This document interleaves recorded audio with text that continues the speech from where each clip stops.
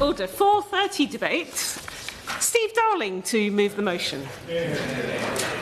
Thank you, and it is a pleasure to serve under your chairmanship, Dr. Ruther Huck. And the NHS, to me, is very much a family affair, as my wife has served the NHS for too many decades than she would want me to admit, and my son is a registrar at Torbay Hospital. And this time last year, many of us were out pounding the streets in a general election, and the NHS was a big plank of what many of us talked about. In fact, it was one of the key themes that we as Liberal Democrats fought the general election on. And we knew that it was shambles, but I don't think we really knew the challenge that would be facing the new government when they came into power. The fact that the Minister for Care has highlighted that the money ran out with effect from March just gone, and that there was a 6.6 billion hole in the budget as far as the new hospitals funding programme. So it was a real challenge for the new government, but equally the waves approach has caused some real concerns both in our hospitals across the southwest and our communities. So the Minister being able to address that today would be extremely helpful. I know in Torbay Hospital, which I will focus on, which I think is a useful echo for what the challenges we face across the southwest. It's the third oldest hospital in the United Kingdom. We have only 6% of the estate is up to standard. There are some bits of it that are very good, such as the endoscopy unit and the outpatients units. But that is the extreme small proportion of it. If you're suffering from cancer, you have to go for a number of locations across the hospital where there are some real challenges, and it's not the offer that you would want for those suffering from that disease. We have had almost 700 sewage leaks on the site, often infecting clinical areas, resulting in closures and delays of service to our community. So there are some real challenges that have impacted our world. The tower block of our hospital is swathed in scaffolding. And it's not there because it's there to the rebuild of it. It's to stop clumps of the tower block falling off and braining those passers-by. So there are some massive challenges. And I'm aware that there is Wave 2 mitigation bids that went in February from the affected trusts. Torbay's was £183 million to collapse the tower block and ensure that we had 4 fit-for-purpose wards built. But I must understand that the white smoke from the government is yet to appear. So far, we've only had £7 million of money to help tackle some of the challenges around that, which hardly touches the sides. Yep, welcome to come in.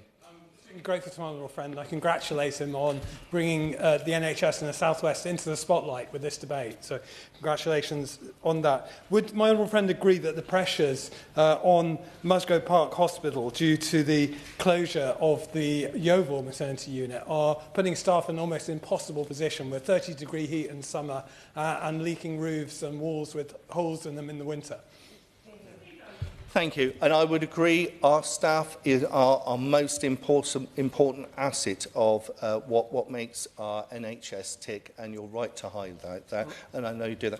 I'm happy for you to give way. I'm here to support the Honourable Gentleman. I congratulate him on bringing this forward, and just wanted to say to him, he's right to highlight the issue of cancer issues, and I know it's the same as us back home. Only a third of those people who are referred by GPs actually get a cancer opportunity. But does he feel when it comes to saving money, is there money that can be saved through the administration in the South West Trust area? Because if there's money that can be saved, maybe that could also help towards the future. Thank you, and I know that, and it's very insightful. I know, being around medics for many years, the concern about the growth of managers, but equally I know that there are the ICB, which I'm coming on to now, have got some real challenges with the savings that they're making. And there is talk of merger of ICBs. In the far southwest, there's this talk of the merger of Cornwall and Devon. Both of them are relatively challenged ICBs, and I fear that it could be a marriage of two bankrupts. And perhaps a greater opportunity would be looking at a bigger footprint, including Somerset. So, happy to give way.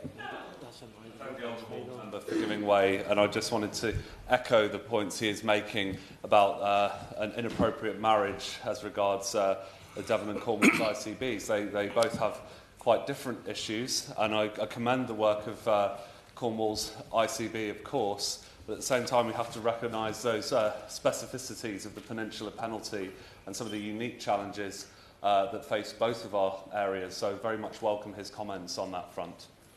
Thank you, and it's very insightful because there are lots of good staff throughout the NHS, including ICBs, and it's just unlocking that potential that they have that I hope the Minister can do through their efforts. Now, what I was leading on to was suggesting perhaps a bigger footprint to give greater corporate capacity that could include Somerset as well as Devon Cornwall and maybe even Dorset. But I would hope the Minister will reflect on that and maybe she will give some guidance as to when we will be hearing about what's happening as far as the merger of ICBs. I'd also like to reflect that larger ICB could reflect the footprint of a mayoral authority, because I fear that we could be poorer country cousins if we only have two county mayors in the west of England. Now, the real challenge we've got at the moment with our ICB is the cuts. It's £250 million for Devon, the cuts to services that we're looking at. And for the Exeter Trust, that is £69 million of cuts to services. And the way that you save money is mostly by not filling posts. So that is a real challenge. In Torbay, it's £42 million. And the worry for me is in Torbay, we've got something called an integrated care organisation that is the merger of the NHS acute service and the merger of social care, and it's often the direction of travel that people say we should be going as to try and it actually saves the opportunity of 60 beds in the hospital by making sure that we get people out of hospital sooner into their own homes where they want to be. But that is threatened with these £250 million cuts that we've got coming down the line to services in Devon and that future, and I do fear for that because it is actually the direction of travel I know the government want to go in, is actually getting that greater working together, which is so important. The last area I wanted to touch on is getting it right first time. And I've heard from a number of professional sources that they feel that this is a metropolitan approach that doesn't always work that well in areas where there is significant rurality, such as Devon.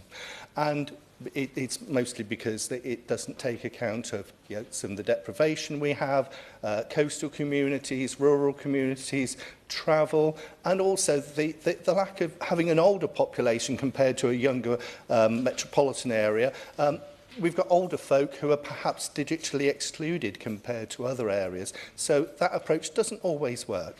And where we've seen it is in respect of something called PPCI, which I will not look to share completely what that stands for, but effectively it is an intervention when you're having a heart attack and you need to have a balloon inserted through your groin, but it goes up to the artery and then a stent is placed to stop you from having that blockage in your system. The proposal is that people from South Devon will be driving past Torbay Hospital, going 24 miles up the road to Exeter and merging the offer, the out of hours, well, not the out of hours, it was originally out of hours, it's now the emergency service. So when you're thrown in the back of an ambulance and they assess you and they say, we need this intervention, you'll go up to Exeter.